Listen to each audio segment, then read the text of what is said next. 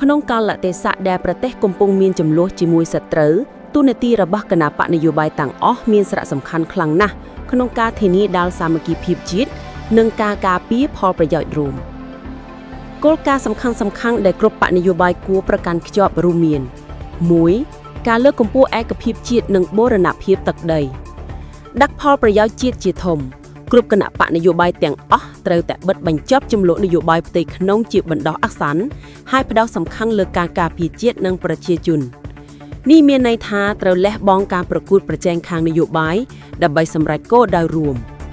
គាំទ្រទាំងស្រុងចំពោះកិច្ចខិតខំប្រឹងប្រែងរបស់រដ្ឋាភិបាលក្នុងការទប់ទល់នឹងសត្រូវលើវិស័យការពារជាតិយុទ្ធសាស្ត្រនិងការទូត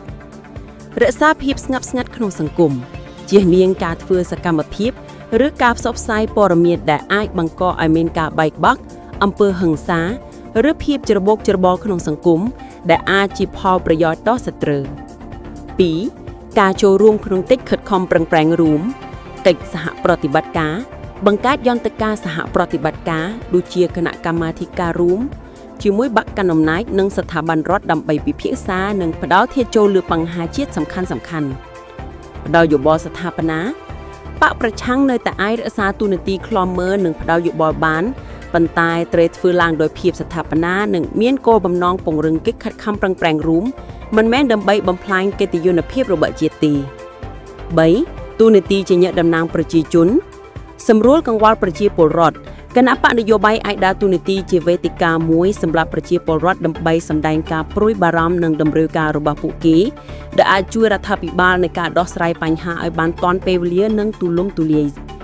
4. ការប្រើប្រាស់មធ្យោបាយអហិង្សាប្រឆាំងអំពើហិង្សាប្រើប្រាស់វេទិកានយោបាយដើម្បីជំរុញឲ្យមានដំណោះស្រាយអហិង្សា